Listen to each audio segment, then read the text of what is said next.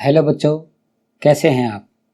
आज मैं आपको चैप्टर 3 पार्ट 2 उसका पढ़ाने जा रहा हूं, जो कि क्षेत्रफल के बारे में है। कुछ पार्ट मैं आपको पढ़ा चुका हूं और उससे आगे का आज मैं आपको पढ़ाने जा रहा हूं, तो आप ध्यान से देखिएगा।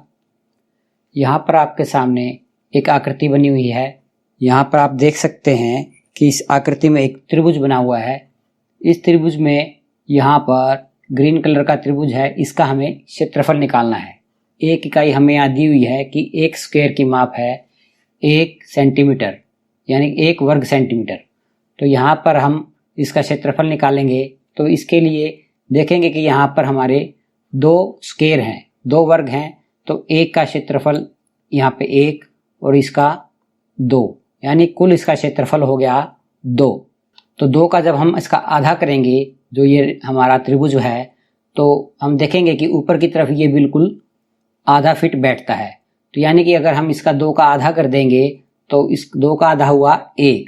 तो इस ग्रीन त्रिभुज का और लाल त्रिभुज का क्षेत्रफल हुआ 1 वर्ग सेंटीमीटर और आयत का है हमारा यहाँ 2 वर्ग सेंटीमीटर। तो इस आकृति में कुछ आकृतियों का क्षेत्रफल मैंने पिछले वीडियो में बताया है, तो आप वहाँ पे जाके उसे देखकर सीख सकते हैं। इसमें इस आकृति का इस वीडियो में मैं आपको बताऊंगा। बी आकृति में यहाँ आप देख सकते हैं इसके 4 कोने हैं, जो कि 1/4 भाग इस वर्ग का घेरे हुए हैं। यहाँ पर भी ये 1/4 भाग घेरे हुआ है, यहाँ पर भी 1/4 भाग और यहाँ पर भी 1/4 भाग। तो 4 भाग मिलाकर यहाँ पर इन चारों भागों का कोनों वालों का क्षेत्रफल हुआ 1। अब हम यहाँ दूसरे देखेंगे कि इस भाग में यहाँ पर ये वर्ग का आधा भाग घेरे हुए हैं, यहाँ पर और यहाँ पर ये 2 भाग, यहाँ 2 भाग, यहाँ 2 भाग और यहाँ 2 भाग, ये सभी 2 वर्ग जो हैं आधा आधा हैं। तो इनका होगा इन दोनों को मिलाकर 1, इन दोनों को मिलाकर 2, यहाँ इन दोनों को मिलाकर 3 और इन दोनों को मिलाकर 4। तो इन आधे आधे वर्गों का क्षेत्रफल हो गया 4, या यूं कहें तो ये 8 हैं। 1 2 3 4 5 6 7 8, 8 को मिलाकर उसका आधा हुआ 4। अब इसके अंदर आप देख सकते हैं कि पूर्ण वर्ग भी छुपे हुए हैं। यहाँ पर आप देख सकते हैं, यहाँ पर एक वर्ग है और उसके बाद यहाँ पर एक वर्ग है और इसके अंदर यहाँ पर भी एक वर्ग है और इसके यहाँ पर एक वर्ग है। तो ये कुल मिला के 4 हुए, 1 2 3 4। तो ये यहाँ पे 4, तो इसका टोटल हुआ 9। तो इस तरह इस आकृति का क्षेत्रफल हुआ 9 वर्ग सेंटीमीटर। तो इस तरह बाकी की जो आकृतियां हैं, मैंने पिछले वीडियो में आपको उनका क्षेत्रफल बता दिया था। आप वहां पे जाके उसे देख सकते हैं और सीख सकते हैं।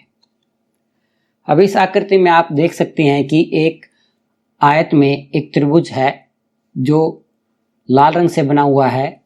इसमें यहाँ वही इकाई 1 सेंटीमीटर की दे रखी है। 1 वर्ग का क्षेत्रफल 1 वर्ग सेंटीमीटर है।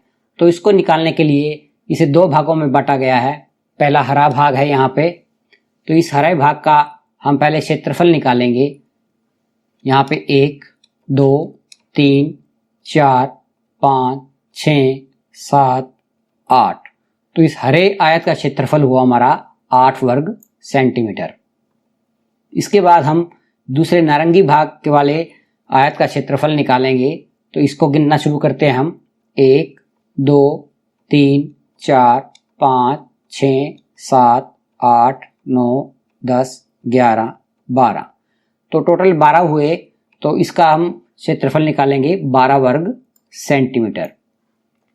इसके बाद हम इस हरे भाग में जो आयत में है, हरे आयत में है, इसमें एक त्रिभुज है, इसका क्षेत्रफल निकालेंगे। जो इसका आधा है उसका आधा हो जाएगा 8 का आधा 4 वर्ग सेंटीमीटर। अब यहाँ नारंगी भाग का कुल क्षेत्र है 12 वर्ग सेंटीमीटर, तो इसका आधा होगा यहाँ पे 6 वर्ग सेंटीमीटर। जब हम दोनों को जोड़ेंगे तो पूरे त्रिभुज का क्षेत्रफल आ जाएगा। तो 6 और 4 कितना हुआ, 10 वर्ग सेंटीमीटर। तो इस पूरे त्रिभुज का, लाल त्रिभुज का क्षेत्रफल हुआ 10 वर्ग सेंटीमीटर। ये एक अन्य आकृति है, इसमें 2 त्रिभुज बने हुए हैं। यहाँ हम इसका क्षेत्रफल निकालना सीखेंगे। तो सबसे पहले हम इस नीले त्रिभुज का क्षेत्रफल निकालेंगे। इसके लिए देखिए ये एक पूरे आयत को घेरे हुए है, तो पहले सबसे हमें इस पूरे आयत का क्षेत्रफल निकालना होगा। तो हम गिनना शुरू करते हैं 1 2 3 4 5 6 7 8 9 10 11 12 13 14 15 16 17 18 19 20। तो इसका क्षेत्रफल हुआ त्रिभुज का 20 का आधा 10 वर्ग सेंटीमीटर, जो यहाँ पर त्रिभुज बनी। इसके बाद हम इस लाल त्रिभुज का क्षेत्रफल निकालेंगे। तो यहाँ पर इस आकृति को मैंने दोबारा ले लिया है, तो हम इसका आधा आधा करके निकालेंगे। तो पहले इस आधे भाग का क्षेत्रफल हम निकालते हैं। तो इसे गिनिए 1 2 3 4 5 6 7 8। तो इस आयत का क्षेत्रफल है 8 वर्ग सेंटीमीटर, तो इसका आधा हिस्सा होगा 4 वर्ग सेंटीमीटर। और इसका आधे भाग का निकालने के लिए बाकी हमें आयत का क्षेत्रफल निकालना है। तो गिनने शुरू करिए 1 2 3 4 5 6 7 8 9 10 11 12। तो इसका कुल क्षेत्रफल हुआ 12। तो आधे त्रिभुज का होगा 6 वर्ग सेंटीमीटर। तो 4 यहाँ था और इसका 6 आया, तो 4 और 6 10 वर्ग सेंटीमीटर। तो इस हमारे त्रिभुज का क्षेत्रफल हुआ 10 वर्ग सेंटीमीटर। तो हम देख सकते हैं कि ये दोनों त्रिभुज जिसमें हमने नीले का निकाला है 10 वर्ग सेंटीमीटर और यहाँ पर लाल त्रिभुज का हमने निकाला है 10 वर्ग सेंटीमीटर, तो दोनों का यहाँ पर इक्वल आ रहा है, यानी कि सेम आ रहा है। तो यहाँ पर हम कह सकते हैं कि दोनों त्रिभुजों का क्षेत्रफल 10 वर्ग सेंटीमीटर है, जो कि बराबर है। अब यहाँ पर एक आकृति और बनी हुई है, जिसमें इस लड़की ने कहा है कि इसने एक यहाँ पर लाइन खींच दी है, भुजा खींच दी है, जिससे ये कह रही है कि यहाँ पर इसका ऐसी आकृति बनाओ जिससे इसका क्षेत्रफल 4 वर्ग सेंटीमीटर हो जाए। यहाँ हम देख सकते हैं कि इस लाइन के नीचे 2 आधे त्रिभुज हैं, एक यहाँ पे और एक यहाँ पे। तो इन दोनों को मिलाकर इनका क्षेत्रफल होगा एक तो हमें मिल गया। उसके बाद हमें 3 और चाहिए, 3 पूरे। तो यहाँ पर एक ये ले लेंगे, दूसरा ये ले लेंगे और तीसरा ये। तो 1 यहाँ पे, 2 यहाँ पे और ये 3 पूरे हो गए और इसको मिला के 4। तो पूरा इसका क्षेत्रफल हो गया 4 वर्ग सेंटीमीटर।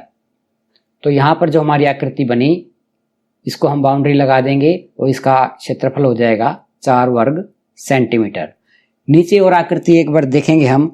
इसमें पहले से 2 भुजाएं खींची गई हैं और यहाँ पर इनका कहना है कि इसका क्षेत्रफल 2 वर्ग सेंटीमीटर से कम रहे, यानी पूरा हमें 2 नहीं करना है, 2 से कम रखना है। यहाँ पर आप देखेंगे कि ये एक हाफ त्रिभुज है और यहाँ एक हाफ त्रिभुज, यानी इन वर्गों का आधा। जब इसका हम आधा करेंगे तो इन दोनों को मिला के ये हो गया 1 हमारे पास है। अब हम अगर सीधा यहाँ से ले लेंगे इसे, तो पूरा 1 यहाँ पे आ जाएगा, तो 1 और 1 2 हो जाएंगे, लेकिन हमें 2 से कम रखना है।